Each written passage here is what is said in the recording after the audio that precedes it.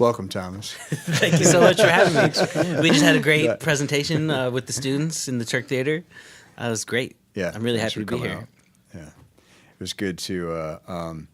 I had just installed all of Live 10 on all the computers in August, so I'm still getting familiar with it myself. I feel like I'm in some ways a newbie still to. I mean, I was getting comfortable with 9 and the push, and now even the push is reacting different to like that melodic sequencer and stuff like that. I was like, whoa, what's that? Sure, there's so many new features with Live 10. That's how we started the presentation, talking about the literally hundreds of little things that were upgrades, refinements, and improvements. Yeah. And I'm still stumbling upon things, and that's one of my favorite things about Ableton products in general is that they do continue to get better over time. And if you buy something like an Ableton Push, it does keep getting better features a lot of times without even having to pay for an upgrade or anything like that. So yeah, lots of really exciting things in Live 10 that I'm still finding. That's what I focused a bit on the presentation, were some of those new sound content, the packs, the drum booth recordings, the electric keyboards. There's a lot of great stuff in there. Almost too much to talk about in any one session. What do you have a favorite? Like, is there a favorite new feature? Or in Live 10, I mean, it's a cross between the Echo device, drum bus, and wavetable. Okay. And then I think Capture is like the really exciting feature that me as an Ableton user, I didn't even know I needed. Yeah. Reminds me of audio to MIDI features in Live 9. I didn't even know that was something that I needed, and that's another thing I really... Can you explain Capture a little bit, just for people Sure. who might not know? Capture, it's a really exciting new, I would describe it as a headline feature in Live 10, where it's as if the computer is always listening to your MIDI controller. So it will record or remember or capture whatever you've played, even if you forgot to hit record. And the story that I tell in the presentation is that, before Live 10, I would have to record and enable the track, hit record, set the tempo, wait for a count in. Whereas with Live 10 and this capture feature, I could simply play a riff on my keyboard or my push or drum out a drum beat, and the computer program will instantly recognize the tempo I was playing in, find a perfect loop, and retain the groove or the feel of the original performance. Yeah. It's really unbelievable. It really is unbelievable. I still don't understand exactly how it works. I don't understand how it works under the hood either. But with a little bit of practice, I've really got a good technique going with it. Yeah. It works really well. And also as a live on stage kind of a recorder or a looper, I can play an idea, and when I get it right, simply hit the capture button in the top middle of the screen, and it will capture what I recorded and loop it. I thought that was a pretty just impressive demo that you did with the student when he was, basically in like a minute he had like a pretty good beat started there. Yeah, that was really fun this morning when we had a student come up and trying out the capture feature in conjunction with one of the new of the 6 curated sound packs. That's another big thing in Live 10 is just the sound quality of everything has really gone up, and the sound content as well. So that was a big part of it. I think the sounds just sound great already, so you can load them up on push and get to the creative part of music making as quickly as possible. Yeah, very cool. Well, let's go back to the early days a little bit. Sure. So what was kind of your musical history growing up, and like where'd you live, and what kind of ensembles were you involved with, and did you study with people or things of that sort? If we go all the way back to elementary school, I was a rapper, and then an electric guitar player, and then I've always banged on pots and pans, and it was guitar lessons at first, but it wasn't until I discovered my skills as a rapper in 4th grade, where I started using a Casio keyboard and the drum tracks as my beat. And then I would do anti-drug raps at the time in 4th grade. And I've always been really into hip-hop and programmed rhythms, in addition to playing guitar and then eventually becoming a drummer. My father bought me my first drum set after a baseball game, found it at a garage sale, and really nice vintage Yamaha kit with Zildjian cymbals, and I just really fell in love with it. Couldn't stop practicing. kind of like this new Ableton video, the creative extensions. I felt like school was a waste of time until I discovered music in high school, and then I couldn't do anything else. We were talking earlier about how I practiced 4 to 6 hours a day. Wasn't interested in going to college until I found out that I could study the drum set as a jazz studies major. Did you do drums in high school, like playing in jazz bands? Or Yeah, I did marching everything. band? So I played in the marching band, played tenor drums, played drum set my freshman year of high school, actually, in the pit. Was in marching band all 4 years, jazz band all 4 years, concert band all 4 years, all that stuff. So school and music was my thing. And then going on to college, I discovered that I could go study drum set. So I got a jazz studies degree from Bowling Green State University, and it Which was is about a pretty high end jazz oriented school, isn't it? yeah. And it was actually the competitive focus of the jazz program in the school that led me to find electronics in the first place. It really struck me as if modern jazz music didn't exist in that academic bubble. We were studying music from the 50s and the 60s, but nothing modern. And I always wanted to be a modern musician. And it was one day, about 2 years into my jazz degree, I was walking outside of a concert hall and I heard a piece of electroacoustic, acousmatic music by Dr. Eleni Lilios. And it was this multi-channel art piece. So there were no traditional drum beats, melodies, chord progressions, nothing that I traditionally recognized as music, quote unquote. But it was unbelievable sounds.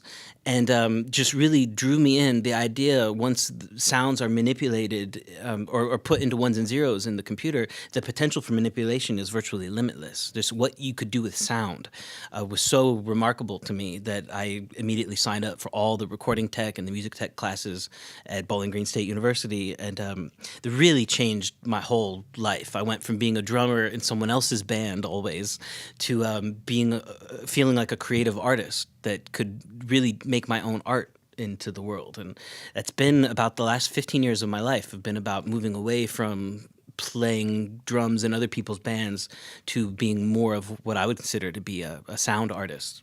What were some of those early programs you were at the school that you were working with? It was Digital Performer at the time first, and then Pro Tools, of course, for the recording side of things. And that is when I discovered Ableton in the first place. I was using Digital Performer, Logic, and Pro Tools.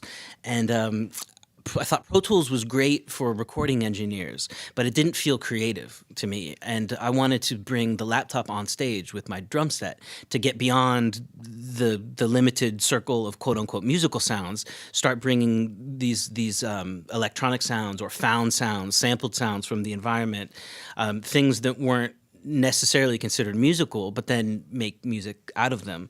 And then also making my own albums. With modern computers, it became possible and feasible with just a few good microphones to record, mix, and master my own albums. So myself and all my musical compatriots, that's what we started doing, using the computer to create these musical productions and then trying to figure out how to do that live on stage. And at the time with Pro Tools, it really felt like karaoke to me, just hitting the space bar and to play the backing tracks. And at the same time, I've always been inspired by hip hop producers and also dub reggae.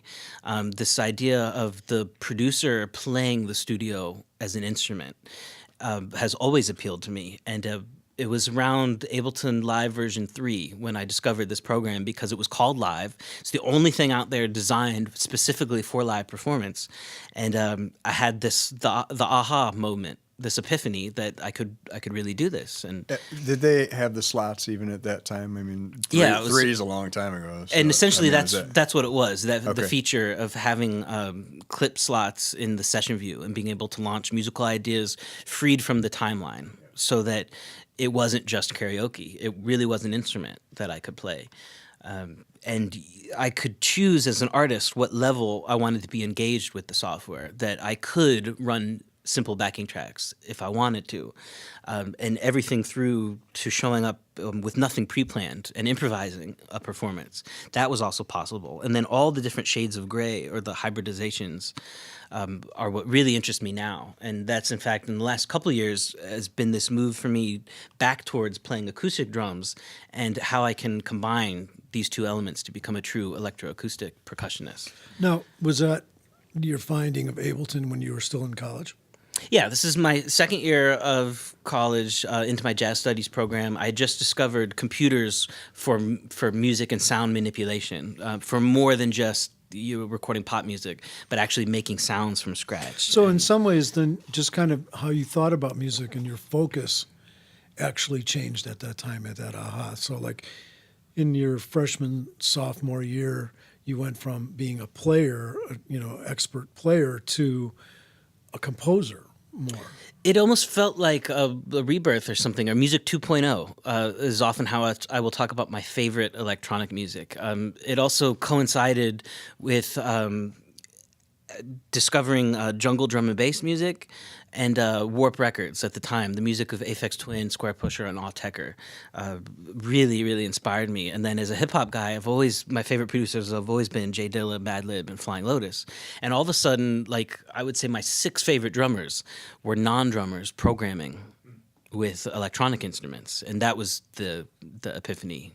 So how was it received by the other players, like in those the junior, senior year, when you were doing such a different focus than what they had to offer in some ways? You get both sides. It's kind of like having a face tattoo these days, where it moves. Some people see your face tattoos and they move away from you, but then certain people move towards you. And, in that way, you're almost attracting the kind of people that you want.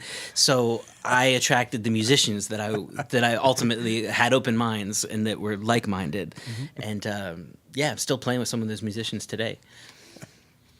My dad has long hair like I have, and he always used to say, "Yeah, I just have long hair. It keeps away the people I don't want to talk to." That's kind of what it is. I didn't want to associate with those closed-minded traditionalists anyway. So that it has, and that's how I found my way to work for Ableton. I mean, it's really been this organic process where all my friends more or less are musicians in one form or another. So I would be telling them about this amazing software, this Ableton Live that I'm using not only to record, mix, and master my albums, but also bring it on stage and perform with. And I got this idea in the middle of explaining to one of my friends that I shouldn't be doing this over and over again and for free. This is kind of inefficient use of my time. I'm doing the same thing over and over again, showing people this stuff. Let's just invite everyone to my rehearsal space, borrow a projector, and I'll do like a presentation. And that essentially is what I'm still doing today. This is about 10 years ago. And through that, all of a sudden, I went from being a drummer in someone else's band to my friends offering me $50 an hour to teach them this stuff. And I got this idea that not only did I like doing it, I thought I was getting good at it, but I could actually make a living doing it. And it felt good to help people learn how to do this or realize their creative visions. As a performing musician, I've always felt a little bit selfish. It's very much about look at me and check out what I'm doing. And education is not that. Right. It was really focused on all of a sudden I can be like of service to other people. And that was another epiphany. Not only did it feel good, and it earned me an income, and it's in demand. And the last 10 years, the demand for Ableton education has done nothing but skyrocket. And it's going to continue. It's crazy. Yeah. No, but what was it then that led you to continue on in college? Then you finished your degree. Yeah, I have an undergraduate degree in music technology / jazz studies. Okay. And they actually had a music technology component to the coursework that you took. So you have both like concentrations in a sense. I see what you're getting at, and this is a good point that I should have made clear, that I had to essentially create my degree. At the time, there was no music technology degree at Bowling State University. It was a recording technology minor, and there were 4 recording classes, and then there was a music tech section, which were 4 music technology classes. And what I was able to do through an individual plan program and many appointments with advisors and different faculty sponsors was combine what I felt were the best elements of the jazz studies program and the elements that I were most interested in with the recording and the music technology program. He And created a new major for him. essentially created a new major that now, if I'm not incorrect, continues to this day. Yeah, where I wouldn't be surprised. Well, and that's what we did here, because we had a lot of people that were interested in, obviously this was born out of the music department, but then we realized we needed to get the business component into it. But then that became kind of a part of the individualized major. And then it turned into a full-blown major, as it grew some more, like that. So that's why I was wondering about that history. Because in some ways you were kind of a path maker even back then. Yeah, even ahead in of the college. curve. Sure, I'll take it. A pioneer, if you will. We've had my major, ideal major didn't exist, so I had to create it. Similar story with my position with Ableton now as a brand manager. That job didn't really exist. There were product specialists and there were salespeople, but there wasn't someone doing what I'm doing. And I've essentially created it over a period of a few years where I'm combining these different roles. So when you got out of college, then what was? No, you were still living in Ohio. So I'm from Columbus, Ohio. Yeah. Went to undergraduate college in Bowling Green. Took me about 5.5 years. And then moved back to Columbus. I applied, had 2 dream jobs at the time. I'm 22, 23 years old, degree in music technology, jazz studies. I either want to work for Ableton or Native Instruments. Mm-hmm. That's it. That's the 2 coolest companies at the time, still are. Most cutting edge, making the best stuff. And I sent my resume to both companies. Ableton, funnily enough, never responded. Native Instruments finally got back to me weeks later, said, we might have a part-time product specialist gig in Nashville. If you're thinking about relocating to the South, maybe we can give you a part-time product specialist gig. And I thought, I'm not going to relocate for a part-time job. Let me stay in Columbus. My parents talked me into working at Sam Ash Music Store in Columbus, Ohio. Actually, totally loved it. That was a great job for me. Got to be around nothing but music equipment and musicians. I feel like I might have learned more working at a music store than I even did in college, just because I had to actually be around this stuff and help people with their questions and their problems. And I didn't even know it at the time, but that's when I decided I should be an educator, that an ethical salesperson is essentially just an educator. You're just trying to help people get where they're going. Yeah. And And that sometimes doesn't even work in those Sure. businesses too. Sure. But I really enjoyed that job. I think I got really good at it. And it was a commission job, and I had so many customers that were my customers. I saved up almost $20,000, moved to Chicago to pursue music. I just told Sam Ash that's what I was going to do. They found a job for me. No, so you pivoted within Sam Ash. Well, because I was doing really well, and so they created a job for me in Sam Ash in Chicago, and I got out there, and then the music scene was just so strong in the city of Chicago, particularly what I was interested in at the time with hip-hop beats and avant-garde jazz. There was so much going on that I essentially left Sam Ash on very good terms simply because I had to work weekends, and that's when the music happens. So I'd saved up enough money. I felt comfortable. Now's my chance to do it. And I did nothing but music full-time in Chicago for almost 3 years. Performing. Yeah. Performing, teaching private lessons more as like a substitute for when other drum instructors couldn't do it, and kind of living that life as a full-time musician. And then it wasn't until I had my daughter, who's now 9 years old, so this is about 10 years ago, when I decided I really needed a real job and needed to stay put. I couldn't go out on tour So the for weeks at a stable, time. stable job. when Yeah. you were working at Sam Ash, and the Ableton thing kind of faded away for a while in terms of trying to work for them, right? It wasn't even a thought at the Sam Ash days. Okay. It wasn't until I left, became a full-time musician, then started telling all my friends about this stuff. And this experience in the rehearsal space happened. And then them offering me money to train them that I thought this is a really good job. Then I noticed Ableton user groups in New York and Los Angeles. And I thought, well, Chicago's a major city like LA and New York. We should have an Ableton user group in Chicago. And I got all these friends now that I've personally brought on board. And they're doing cool stuff now that I want to know. I want to ask them questions about what are you doing? And that's how the Chicago Ableton User Group started, just really organically, me talking to my friends, first turning them on to Ableton, and then me asking them, what are you doing? Oh, that's really cool. Why don't you show that to the rest of us? And it just grew and grew out of that. And private lessons, teaching. I eventually started working at a school in Chicago called Music Industry Workshop, which is now called Ivy Think Lab. And Which is a nice space. Yeah, Yeah. that's Really great. nice space. that was a really great experience. Became an Ableton Certified Trainer because I became aware of that, and that was really life-changing. Once I became an Ableton Certified Trainer, I was able to teach just about anywhere. Now that's no mere thing. That's like a college degree practically. Now, did you like study with somebody, or to being like some other certified trainer, or did they have some sort of like, okay, you need to know all of these things and then test out on it, or how That's a great point. So Ableton certification is very different than, say, Pro Tools certification, where it's a test the trainer event, not train the trainer. So in order to become certified, you're expected to already be teaching professionally, and you're expected to already know everything that's in the manual, basically. And I did a little bit of YouTube University, where I just would research these tutorials on YouTube. With a product like Ableton, it's just unbelievable how much stuff is available for free, anything you want to know. So I learned quite a bit just for free on YouTube. And the main thing was reading the manual. I would say if you wanted to be a certified trainer, I'd say you have to learn the manual. It's really well written. It's even quite funny.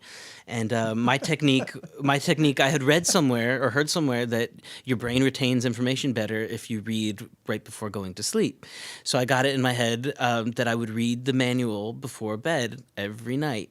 And this is with my daughter, and it was important for me to go to sleep early. read it to her for sleep? I had a great excuse to stay home every night and get this information into my head, and that's exactly what I did. And it worked so well, I did it again. I read the whole manual twice, just cover to cover, just so I could feel like I knew everything. Now, did you create lessons for yourself during that time just to kind of reinforce what you were reading, or was it all just easy to remember? Yeah, it was all so well written, easy to remember, and I think organically I end up using those things in my music making practice. So I'm still an active music maker throughout all of this. So that was a big part of it. That's what I was going to ask you, is if you were still creating, because it's one thing to just read the manual, but if you're actually not into the plugins and you're actually working them, so you were still Yeah, it's active. something, making music, that I've tried to cut back on. I've tried to quit even. I've tried to get jobs in other fields. It's impossible to me. I feel like it's something that chose me. I'll jokingly refer to it as a disease that, it's... Yeah, we call it you're being bitten. Yeah, bitten, it's you can't cure it. You're just suppressing the symptoms or just dealing with the symptoms. And I have the same thing with gear acquisition syndrome, where I really legitimately love the gear and the equipment, and it's something as an artist that I have to kind of fight against, because they can work at opposite ends there. Yeah, Very true. Yeah. Didn't you say you were getting into hardware there for a while? Yeah, we could do a whole podcast on just my personal gear journeys. And most of my friends, whenever they haven't seen me for a while, that's always the first question. It's how are you doing? And what's the gear thing? What's the gear thing of the What moment? did you sell last month? What'd you buy now?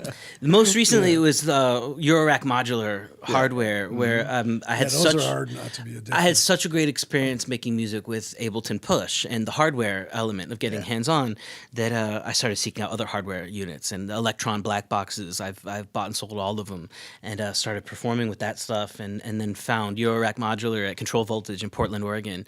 And the stuff was so much fun and it was so inspiring. It's really expensive in the end, but each individual module is relatively inexpensive. There's all these contradictions too. I got into it because you can get hands-on with the knobs and everything, but once you patch the cables together to get like a really complex or interesting usable patch, I found it difficult to get my fingers in between the cables to actually turn the knobs. So So you had to have extenders. it was really, really funny, really impractical. It's what everyone says, that you end up actually making a lot less music, but it's really, really fun. I got into this idea of pulling the patch cables at the end of each night, and this practice of having to start from scratch every day. But invariably, you end up going back and doing something great, but you just want to change that one little thing. And of course you can't, because you've just recorded the stereo 2-track. And that's the beauty of something like Ableton Live, is you can always go back and change those little things that jump out at you. So I got about $6,500 in credit card debt buying Eurorack Modular, bought all the coolest make noise stuff, all the mutable instrument stuff. And it really... one day, just looking at myself in the mirror, I had this profound moment, another epiphany, where I just talked to myself. So, what are you doing? What are you doing with all this? It's really hard though when you're in And that this is, situation. and then this is not last year, but the year before, I went to these Decibel Music Festival, and my two favorite artists, the one was Altecker, the other one was Tim Hecker, performing live using nothing but Max MSP patches. And I just thought, like, yeah, you really don't need this hardware and all this debt to make your favorite music. Right. And so it's rich with irony. And all my favorite modules were digital modules anyway. I was not doing anything that I could not do with Max MSP or Max for Live, which of course comes with Ableton Live Suite. Right. So it had this really great experience. Reverb.com sold everything. Oh, you let it all go. Yeah, sold every little bit of it. And now I'm deep into the Max for Live world of patching together these devices. And my favorite at the moment, the mutated texturizer, I think it's called, where they've taken my favorite Eurorack module is called Clouds by Mutable Instruments. That it's a long story, but the DSP code, the creator has made open source and discontinued the module as of a few months ago. Well, someone took the open source code and made a Max for Live patch out of it. There's nothing that the Eurorack module could do that I can't do with this Max patch now. Right. It's really great So you example feel of like that's where the substitute is going to be, is in the Max for Live, to be able to get that same kind of grit that you would get out of those Eurorack pieces. Well, sound quality and those considerations that's a whole nother thing. But as far as creating your own instruments or personalizing things, I love the patchability of something like Max for Live and the customization and how you can create your own personal instruments. I think that is a big part of the future of electronic instruments. Are there Ableton tutorials for Max, or is that? I mean, how are you diving into that The best way world? to learn, so Max for Live is a program that puts Max MSP inside of the Ableton Live software environment. So to learn Max for Live, you need to learn Max MSP. And the company that makes Max MSP is called Cycling 74, and that software ships with built-in tutorials that, in my opinion, and most everyone that I've talked to, that is the first and the best place to learn the fundamentals of Max MSP, are the actual built-in tutorials. Beyond that, we're back to YouTube, the resources that exist. There's a few textbooks as well. And then Max MSP has become a bit of a educational industry standard, to the point at which any college or university that I've been to that has a graduate program in music technology, it's almost always we Max had to MSP. study it. I didn't study it. I've waded in the pool, It's a lot like, wanting to be a guitar player, but then having to learn how to build a guitar. Or one of my colleagues, I thought, had a brilliant analogy where he says, if Ableton Live is like the kitchen and music is a metaphor for a meal that you would cook, Max MSP or Max for Live is like the tools that you use to build the house that then will ultimately have the kitchen. Another way to think of Max for Live, if you don't want to think of it as that heavy duty of a meta toolkit, it can also be thought of as digital duct tape, because with Max for Live you're able to hack into the API and the functionality of both Live and Push and other MIDI controllers. You can kind of think of it like I said, digital duct tape, and get in there and change little things and hack existing things in addition to create entirely new instruments. So is the Max for Live program the Ableton's owns Max for Live, or they actually own Cycling 74? That's an interesting, tricky question, because the two companies were separate up until about a year and a half ago, where Ableton announced that we've acquired Cycling 74 as part of the company. But they're also very separate entities and maintain totally different buildings. And so I don't even know the best way to Answer that. describe that partnership, other than nothing is necessarily changing except for good things, that the companies are working together more closely than ever before. Cycling 74 has always had an office at Ableton's headquarters in Berlin. Now they just have more people. And I cannot comment on the future of releases, but it's exciting. Yeah. The future is bright. Well, leaving that just for a second. So then when you actually got back to getting your certification, a couple things. Was there any Max component in that? Or? No, at this time, Max for Live didn't exist. Max for Live was added maybe 5 or 6 years ago. So that's relatively new. So not at the time. So then when you did get your certification, did you have to go to Berlin and take a test, or how did it work? So to become an Ableton Certified Trainer, you have to apply officially on the website. There's 4 application materials. There's a cover letter of why you want to get certified, what you might do with it, a professional resume of your relevant professional experience, an unedited video of you teaching, so we get an idea of your teaching style, and then example course curriculum. If you were going to teach an Ableton class at the college level, what would that example curriculum look like? Let's say 100 people apply, the top 20 get selected based on the application materials, the top 20 then get a phone interview, and then we'll narrow that down to the top 5 or 7. From there, as a prospective Ableton Certified Trainer, you travel to the place where the event is being held. In the past, they've been in cities all over. We've done them in Berlin, Los Angeles, Minneapolis, Chicago, Seattle, all around. The last few events have been in Los Angeles. We've got one in Tokyo coming up, one in Berlin. So I'm not allowed to comment until they're announced officially where they're going to be or when they're going to be.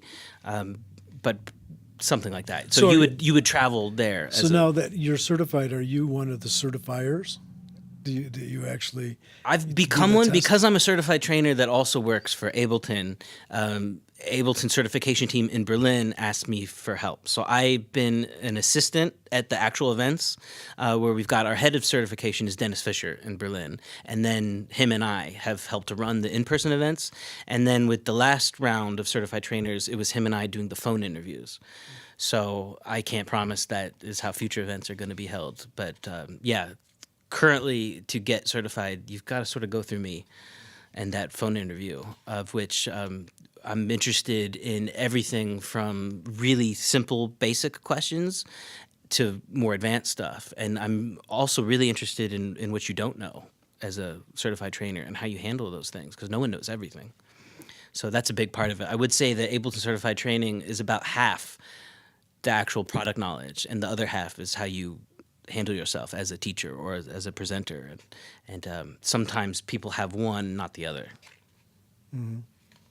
But I would totally recommend it. Anyone that's listening that's interested in becoming an Ableton Certified Trainer, it really changed my life. And it's really difficult. Like you mentioned, it can feel like a separate college degree to become certified. The events are typically held over a 2-day weekend. And the way it's in the past has worked is each certified trainer was given an assignment, like say teach college level warping for 25 minutes in front of all the other trainers and the 2 guys from Ableton. And then we'll go around the room, give critical feedback on the information, how it was conveyed, the sound examples, all that stuff. And it becomes really clear what you're good at and what you need work on at the end of this intensive period. It's really fun. Everyone is exhausted but thrilled. And the way it works is if you don't get certified, in the past you got your money back and it was no big deal. But it's not easy to get certified, but it's definitely worth it.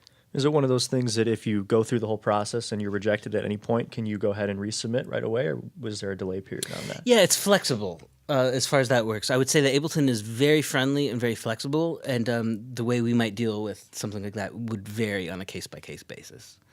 But there's definitely been people that have had multiple chances. So that seems like a fair amount of your job then, to be a certifier in a sense. It seems like that's Sure. Yeah, part of what you do. Yeah, tell us about how then the Ableton thing actually came into being. Like how you, took the step from being a private teacher, player, doing these workshops in the city, and how you made the connection to Ableton to say, okay, you're going to start paying some of my bills. It's a great question, and it was a slow process. It was that overnight success that takes 10 years to happen, right? So I started the Chicago Ableton User Group. I'd become an Ableton Certified Trainer, and then this is around the time the original APC 40 came out by Akai, and Ableton at the time had 3 people working for it in New York, and one of those employees came out to Chicago to demonstrate the APC 40. I helped organize the workshop or the presentation at Mac Specialist in downtown Chicago with my partner at the time, Frankie Vega. Shout out to Frankie. And it was a packed house, and there were so many questions to the Ableton representative at the time, and he didn't know the answers to some of the questions, but I did, just because I'd been reading the manual and I kept up on all this stuff. And I started helping him answer questions, and eventually he invited me up on stage to help him with this thing and to demonstrate some of the things, some of the questions that I was answering. And that's how I met Ableton in the first place, and just kept in touch via email ever since. I mentioned Music Industry Workshop was a local school in downtown Chicago that I taught at. I had met the owner and showed him Dubspot at the time. It was a really cool, cutting-edge school. Every other school was teaching Pro Tools and Reason, and Dubspot was Ableton and Native Instruments. And that was really cutting edge. Everyone wanted to go to Dubspot, including myself. And I'm at the school, it's teaching Reason and Pro Tools, and I was showing the owner, like, this is what we should be doing is Native Instruments and Ableton. He said, prove it. I'll send you to Guitar Center in downtown Chicago. You do an Ableton workshop. And if you get people to sign up for Ableton classes, I'll let you teach the classes.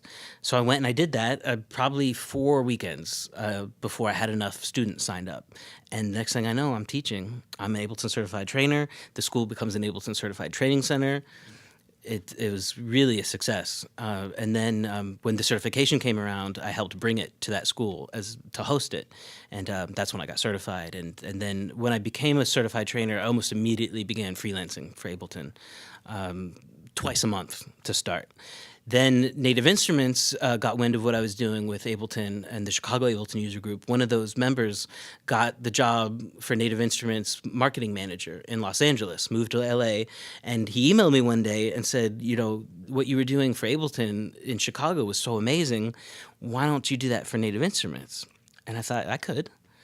And that started me freelancing for Native Instruments. So for years, I was freelancing for Native Instruments and Ableton, the only 2 jobs I had applied for out of college. Kind of like in the old days, they were just like reps for different firms, like for JBL or Tascam or whatever. You'd be a rep for those 2 firms. Exactly. But I wasn't just like a sales guy. It was legitimately this like evangelist that was using this stuff and really legitimately thought like everyone should check this out. And I mean, that's still what I'm doing today. I'm not a sales guy.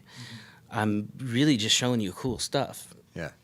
So then when so then you had a time where you were kind of being like subcontracted by both Ableton and Native Instruments for a time?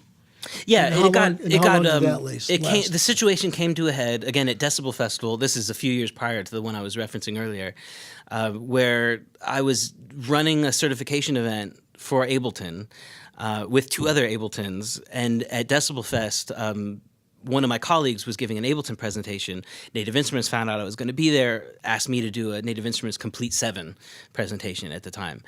So I literally had to take my Ableton t-shirt off, put my Native Instruments t-shirt on, get up in front of the Ableton colleagues, do my NI presentation, get off, take that shirt off, and then go out to dinner with Ableton again, and then finish up the Ableton certification weekend. And that was when the situation came to a head, and essentially I had that talk with Ableton, and I had to make a decision. I chose Ableton just because Ableton is the coolest and the most friendly company I've ever heard of.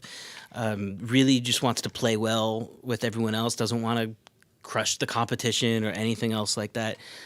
Just really right-minded and good feelings and good vibes. So I'm really, really happy. Ableton is still So that was the like the coolest. horns of the dilemma moment. You had to make a choice. Yeah. Yeah, How long and ago? for a while it was cool because there was no push yet. It was Ableton was the best host sequencer, and Native Instruments had the best, third-party plugins, and it was easy to do both at the time. So about how long ago was that? It's all a blur. This is I've been full-time with Ableton for almost 6 years now. Okay, 6 years. Yeah, so this is around the time of Complete 7, about 6 or 7 years ago. Oh yeah. So when Push came around, then it kind of like changed the world for Ableton. Yeah, and for me too. As a drummer, getting into this world of ones and zeros, and then becoming a full-time employee for Ableton, it became really normal for me on a typical workday to be sitting in front of the laptop screen in that laptop posture for 4 to 6 hours every single day. When I wanted to be creative and make music, the last thing I wanted to do was be stuck in front of the laptop screen in the same posture that I was in when I was writing emails all day. And Push really felt like an instrument that allowed me to get away from the laptop, and that's exactly how I'd use it. Is I would close the laptop screen after a long day of emails and phone calls, and turn the lights off in my studio, and really focus on using Push as an instrument. And my original electronic instrument was actually an MPC 4000 when I was back in college. I bought that with student loan money, and so I've always been a pad player. And a controllerist. So Push, in a lot of ways, felt like it was made for me. And the way you can put Push into a key and a scale and lock that in key was really revolutionary for me, because I've been to music school, but I didn't. The white and the black keys of the piano and traditional music theory have never really made sense to me. But at the same time, I've always had like expensive tastes in melody and harmony, and I like jazz and world music and classical music.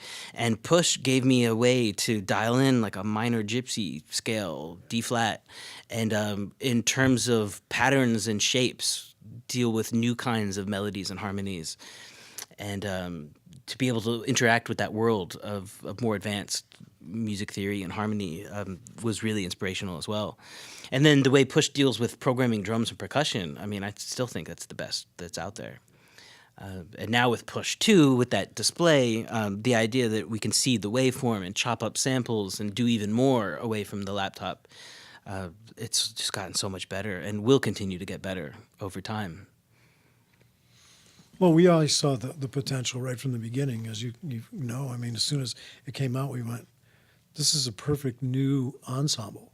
Yeah, that's the most remarkable thing about the school here at the University of St. Francis, is that you have an actual Push ensemble where the students play like a band or like a jazz combo, but it's very modern and contemporary, and I haven't seen anything quite like it. And everywhere I go on, say, this university tour, I'm always showing and explaining what you guys are doing here.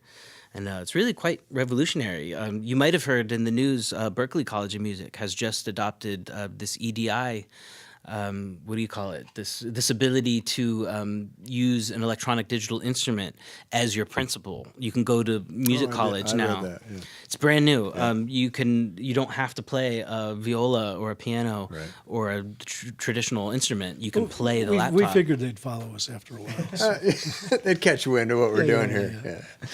Well, they have. Well, I know. We always kind of like, one of our little shticks is we say we're a little itty bitty Berklee here in Chicago. So There you go. And really we've I studied with guys from Berklee. Gary Burton was one of my instructors. And got to study luckily with Pat My Metheny. favorite vibes players ever. Yeah. And so those guys, are big influencers on the music theory component of it too. But both of us have always been involved in creation of music in all kinds of forms. And then so this was just an easy place to go. There's something to be said for being a little bit smaller. You can be more agile.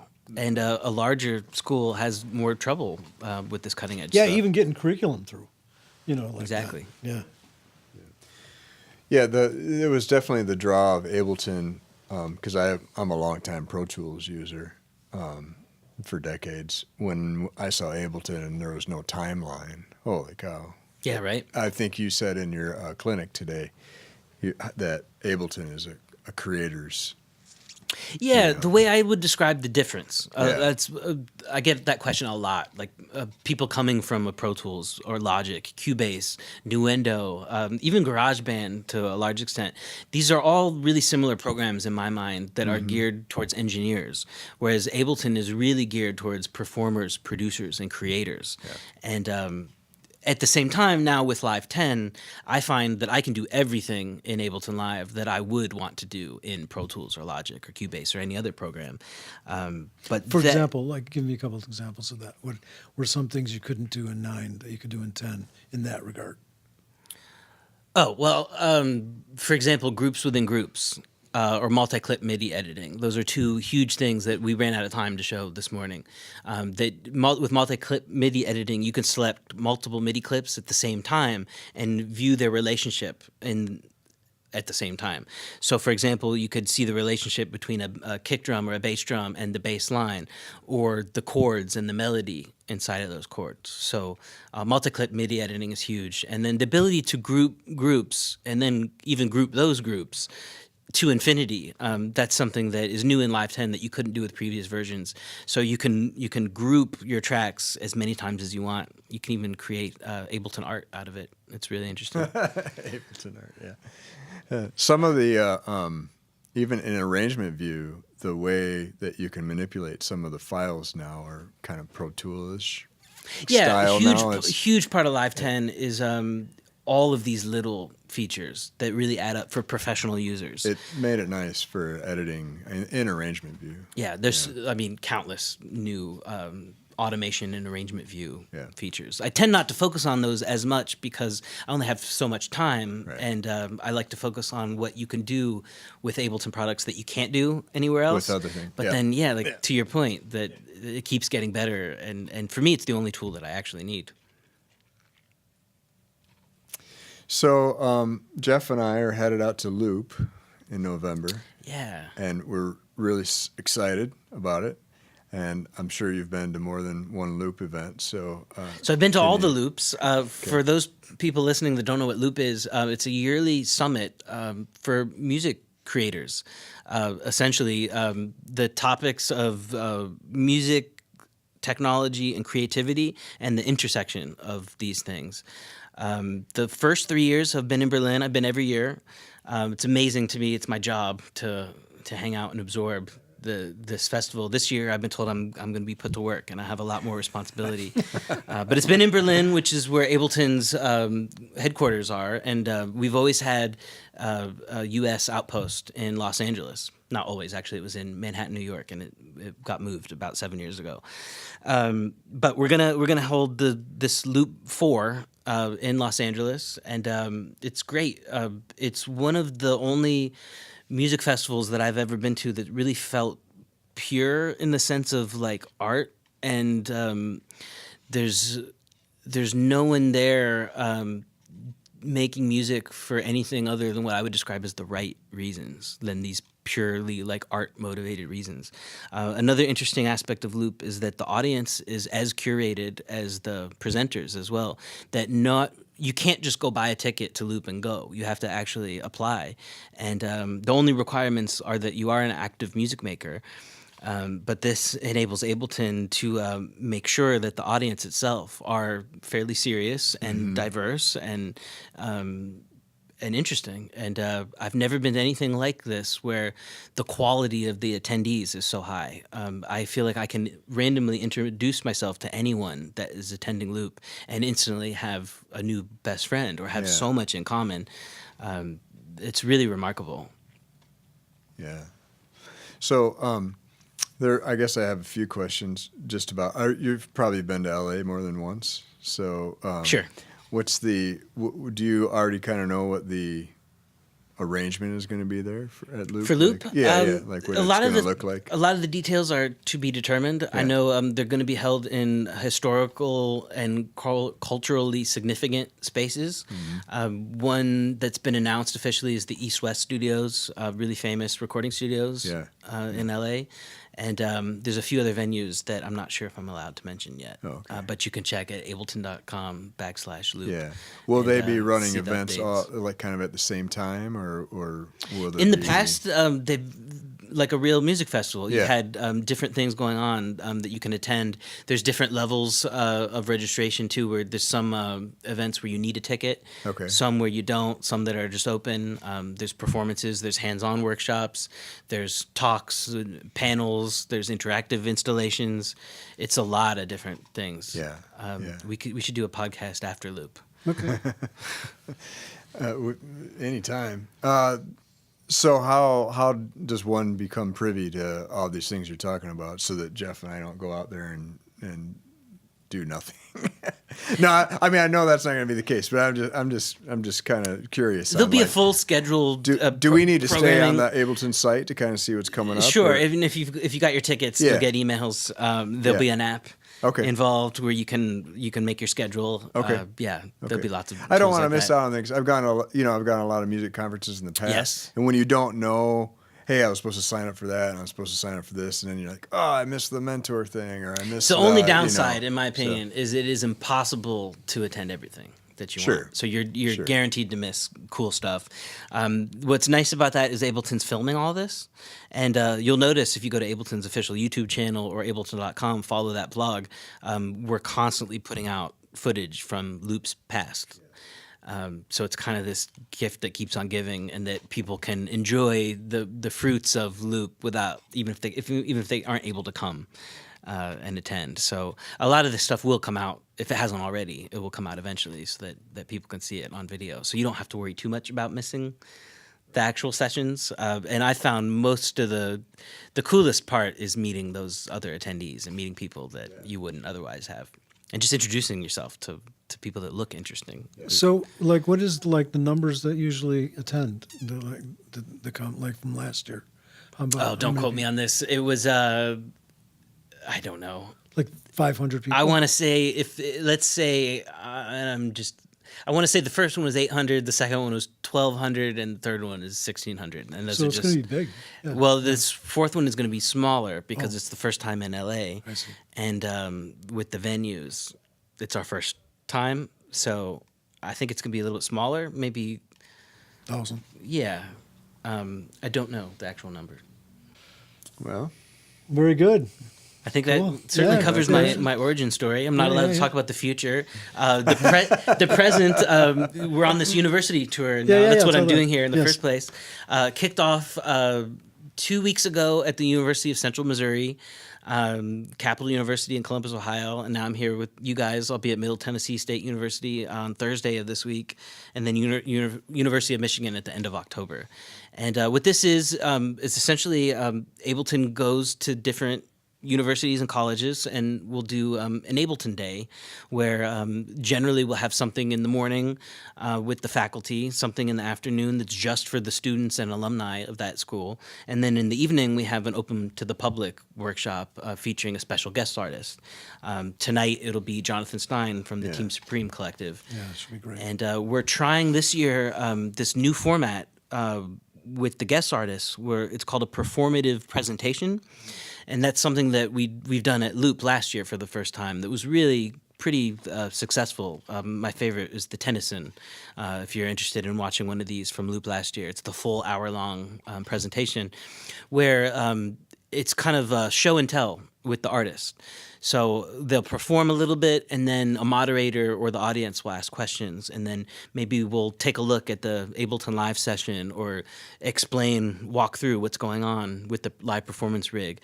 And it's more than just a sit-down workshop or a concert. It's somewhere in between.